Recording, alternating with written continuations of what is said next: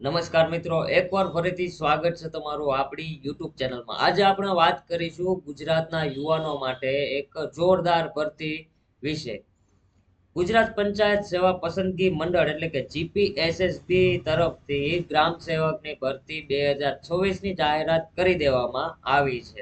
જો તમે એગ્રીકલ્ચર અને રૂરલ સ્ટડીઝના ક્ષેત્રમાં ભણેલા છો તો આ વિડીયો તમારા માટે ખૂબ જ મહત્વનો છે. તો વિડીયો છેલ્લે સુધી જોવા વિનંતી. અને જે લોકો આપણી ચેનલમાં નવા હોય તો પ્લીઝ આ ચેનલને સબસ્ક્રાઇબ કરી લો, બાજુમાં આપેલા બેલ આઇકન પર ક્લિક કરી લો, કારણ કે આપણી ચેનલમાં સરકારી ભરતીની માહિતી સૌથી પહેલા અને સચોટ આપવામાં આવે છે. વિડીયો શરૂ કરીએ પહેલા ખાસ સૂચના કે વિડીયોમાં આપેલી તમામ માહિતી શાંતિથી જોવી અને સમજવી, જેથી કરીને ફોર્મ ભરતા સમયે તમારે કોઈ પણ પ્રકારની સમસ્યાનો સામનો ના કરવો પડે.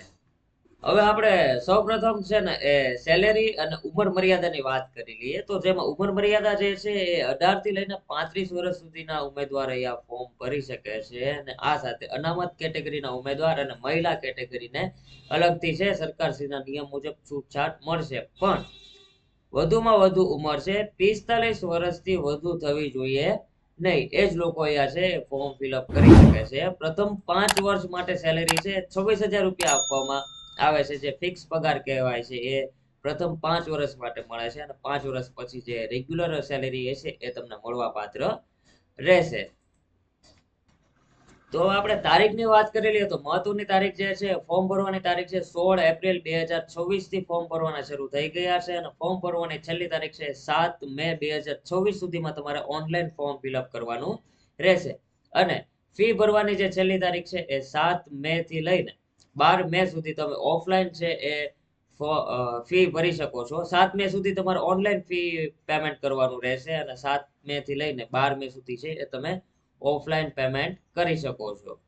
હવે આપણે શૈક્ષણિક લાયકાતની વાત કરી લઈએ તો શૈક્ષણિક લાયકાત જે છે એ ડિગ્રીમાં બીઈ, બીટેક અને બીએસસી રહેશે. જેમાં બીએસસી માં કૃષિ, બીઈ, બીટેક માં એગ્રીકલ્ચર એન્જિનિયરિંગ અને બીએસસી માં હોર્ટિકલ્ચર જે આવે છે એ તમારું હોવું જોઈએ.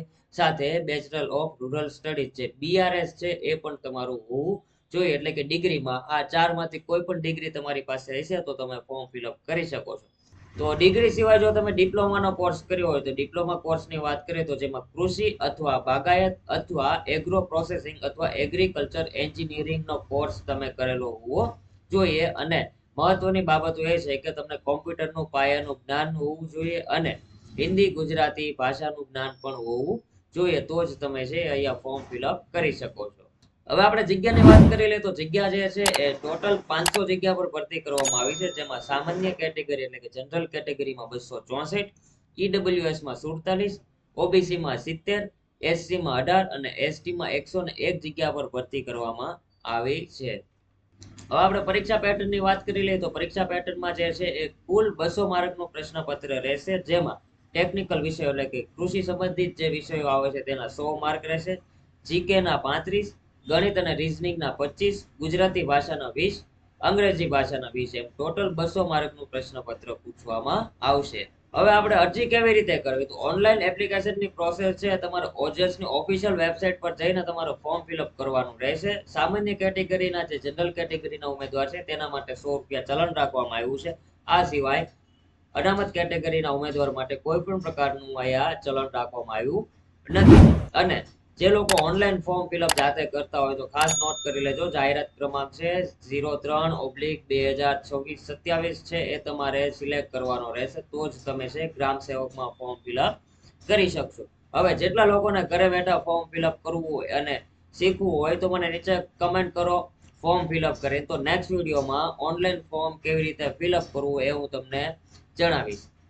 તો મિત્રો આઈ હોપ કે ગ્રામ સેવકની જે 500 જગ્યા પર ભરતી બહાર પાડવામાં આવી હતી તેના વિશે મેં સંપૂર્ણ માહિતી અહીંયા જણાવી દીધી. છતાં આ ભરતીને લઈને કઈ પણ પ્રશ્ન હોય તો મને નીચે કમેન્ટ કરો, જેથી કરીને તમારી સમસ્યાનું સમાધાન કરી શકું. અને આવા જ પ્રકારની સરકારી ભરતીની માહિતી મેળવવા માટે જલ્દીથી અમારી ચેનલને સબસ્ક્રાઇબ કરી લો, બાજુમાં આપેલા બેલ આઇકન પર ક્લિક કરી દો, જેથી જ્યારે હું પણ નવો વિડીયો અપલોડ કરું તો નોટિફિકેશન સૌથી પહેલા તમને મળે.